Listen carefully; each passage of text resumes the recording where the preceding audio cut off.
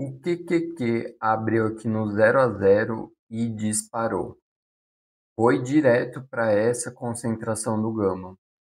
Quer entender o que são essas concentrações do gama e por que que o ativo foi direto para lá? Segue o vídeo. Pessoal, antes de partir para análise, gostaria de compartilhar que eu fiz um trade na TSMC, o ticker TSM, no dia 16, que foi quarta-feira, antes do balanço da empresa.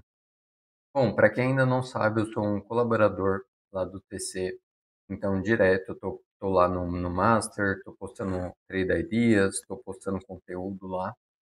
E aqui no post eu deixei todo o meu racional, vou deixar o link aí embaixo, junto com o link do trade, tá? Então você consegue acompanhar o resultado do trade por aqui, junto com as fotos do Gama, né? Do Gama e do Smile Curve.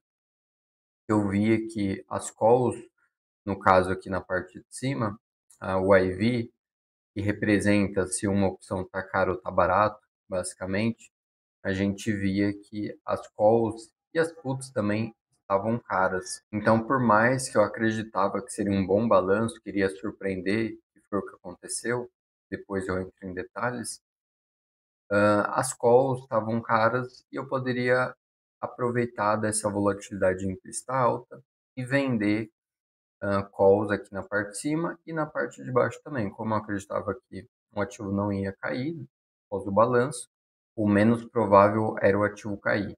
Olhando para o Gama, nós tínhamos os 240, que era logo acima do spot, e uma segunda grande concentração de Gama positivo nos 250. Então foi aqui que eu montei vendendo uma trava de call, tá? E na parte de baixo eu montei uma trava, se não me engano, aqui nos 225, 220 dólares. Agora voltando para os gráficos, estou no gráfico da TSM, 5 minutos. Se a gente abrir aqui a sessão estendida, aqui foi a divulgação do balanço, como vocês podem ver, surpreendeu o preço por ação e a receita. Com isso, o ativo disparou, como vocês podem ver aqui no pré-market. Ele chegou aqui até os 249 e lembra que os 250 logo acima era uma forte resistência baseado no gama. Então ele foi, beliscou lá e foi devolvendo um pouco. E aí voltando para o horário normal,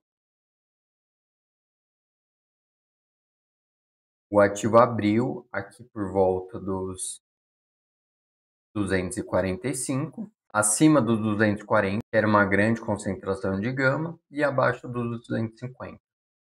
Então ele foi, tentou buscar os 240, provavelmente se beliscasse esse preço, o ativo iria subir ali, muito provavelmente.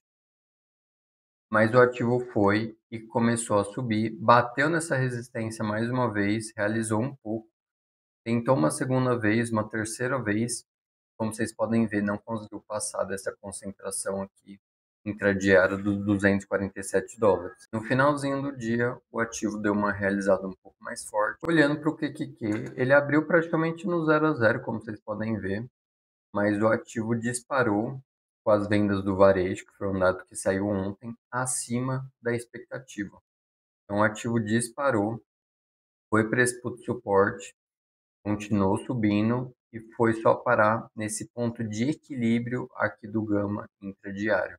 Chegando lá, como vocês podem ver, o ativo ficou pinado por volta desse preço. O SPY também, leve gap de alta, conseguiu continuar sua alta aqui por volta das 11 e pouco, deu um alívio, buscou o GEX4 como suporte e foi para o próximo nível.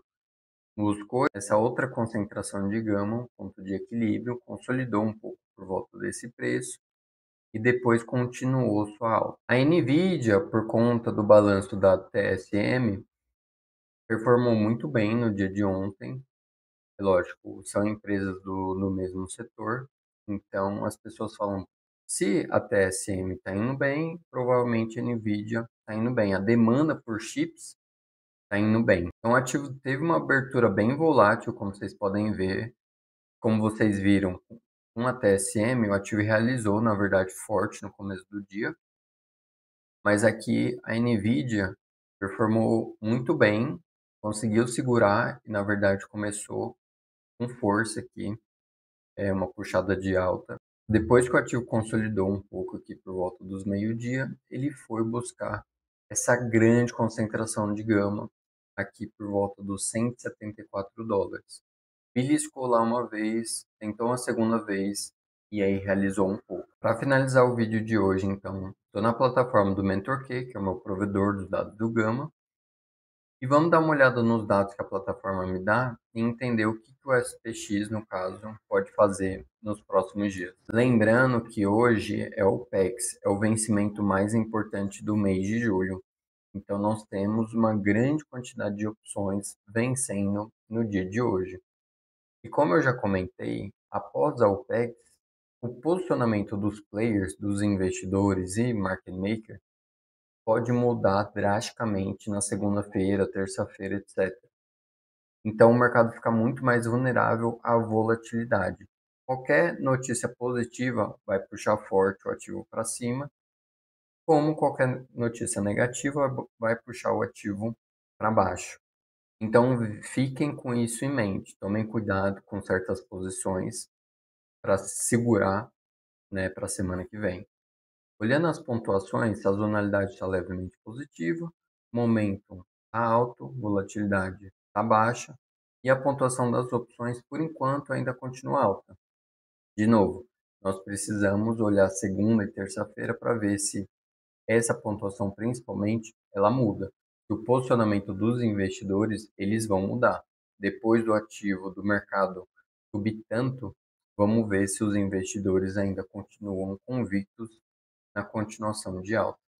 A condição do gama continua positiva, quer dizer que traz estabilização no preço. E olhando as próximas expirações, então nós temos hoje aqui por volta dos 6.300, 6.310 como uma resistência.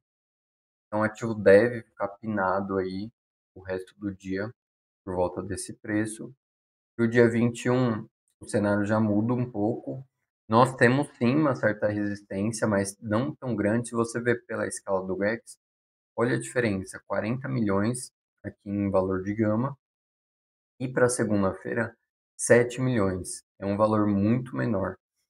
Então, o ativo tem mais liberdade para ir buscar esse suporte aqui por volta dos 6.250, 6.240.